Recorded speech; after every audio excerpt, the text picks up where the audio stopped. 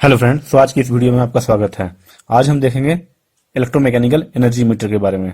आइए देखते हैं इसका वर्किंग। तो यहाँ पर आप देख सकते हैं कि ये फेज है। फेज बार आपका डायरेक्टली लोड को चला गया है और फेज बार को हमने पोटेंशियल कॉइल को भी दे रखा है। फिर न्यूट्रल हम क्या करेंगे, डायरेक्ट करंट कॉइल को देंगे और करंट कॉइल से सीरीज में होते हुए लोड को चला जाएगा और ये आपका एल्युमिनियम डिस्क हो जाता है और इस साइड ब्रेक मैग्नेट हो जाता है। ठीक है, तो यहाँ पर हम जब लाइव न्यूट्रल देंगे तो पोटेंशियल कॉइल पे क्या होगा, आपका यहाँ पर कुछ फ्लक्स प्रोड्यूस होगा। मैग्नेटिक सर्किट है तो यहाँ पर भी कुछ फ्लक्स प्रोड्यूस होगा। तो सपोज करते हैं यहाँ पर फाई 1। ठीक है, और यहाँ पर क्या होगा कि इसमें भी कुछ आपको फ्लक्स प्रोड्यूस होगा क्योंकि सीरीज में है, तो इससे भी कुछ फ्लक्स प्रोड्यूस होगा। तो फाई 2 रख लेते हैं।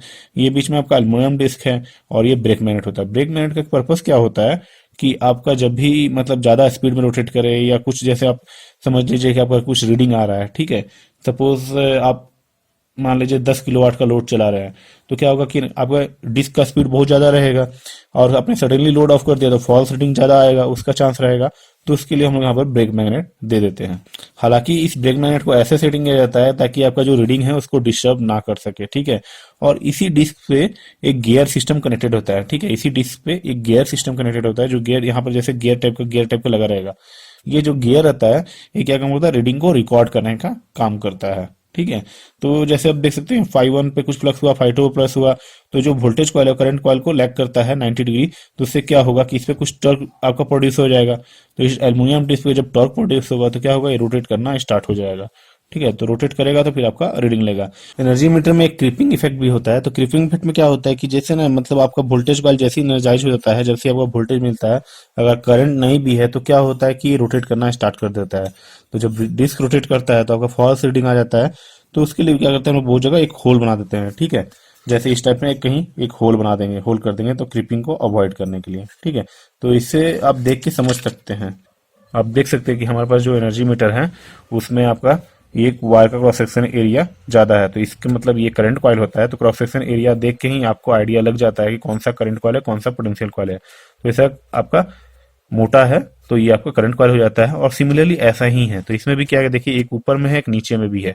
ठीक है, तो ये दोनों सीरीज में कनेक्टेड होता है और ये आपका जो कोर हो वो भी आपका सिलिकॉन स्टील का मटेरियल का है और इस साइड आपका पोटेंशियल कॉइल है। ठीक है, तो अगर आपको विजिबल हो तो इसमें आप देख सकते हैं कि इसमें नंबर ऑफ वाइंडिंग जो आपको दिख रहा है आपका बहुत पतला है, नंबर ऑफ वाइंडिंग मोर है और क्रॉस सेक्शन एरिया बहुत पतला है। ठीक है, तो देख के ही आपको आइडिया लग जाएगा कि आपका पीसी है और ये आपका सीसी है, करंट कॉइल।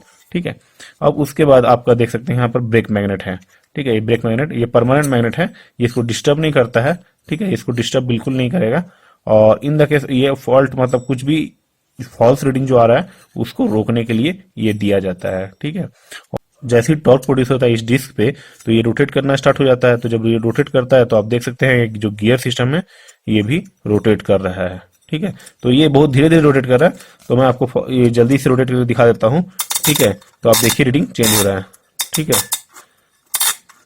तो अभी कम हो रहा है, इसको ज्यादा करते हैं। ठीक है, जब 0 के बाद 1 ज्यादा जाएगा तब 4 में जाएगा वो। देखिए आपका 4 आ गया, जैसे ये 0 आया तो 4 यूनिट इधर उठ गया। ठीक है, ये गियर सिस्टम से ही आपका रीडिंग नोट होता है। तो जैसे जैसे डिस्क घूमता है वैसे वैसे यहाँ पर रीडिंग चेंज हो जाती है और ये रीडिंग आपको मिल जाती है। एनर्जी मीटर है उसका कैलिब्रेशन करने के लिए क्या करना पड़ेगा, आपको सिंगल फेज सप्लाई देना पड़ेगा, इनपुट और आउट, इसमें इन दोनों लाइव और न्यूट्रल। और ये आउटपुट सेक्शन है, इसमें भी लाइव और न्यूट्रल लगा के आपको लोड को देना पड़ेगा। जब प्राइमरी सेक्शन में आप देंगे तो वहां पर एक एमीटर और वोल्ट मीटर लगेगा ताकि आपको रीडिंग लेने के लिए।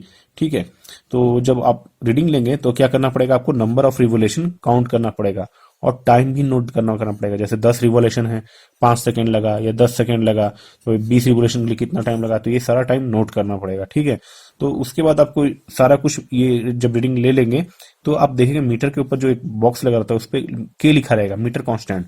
ठीक है, तो मीटर कांस्टेंट आपको लिखा रहेगा तो ये के आपको मिलेगा। तो रिकॉर्डेड एनर्जी में क्या होता है, एन बाई के, तो number of revolution divided by K. फिर उसके बाद ट्रू एनर्जी होता है तो P equal to V into I जो इंटू टी बाई 3600, क्योंकि 1 आवर का हम कैलकुलेट कर रहे हैं।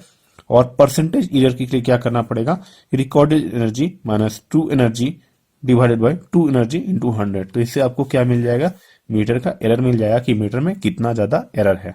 इस तरीके से आप इस एनर्जी मीटर का कैलिब्रेशन कर सकते हैं।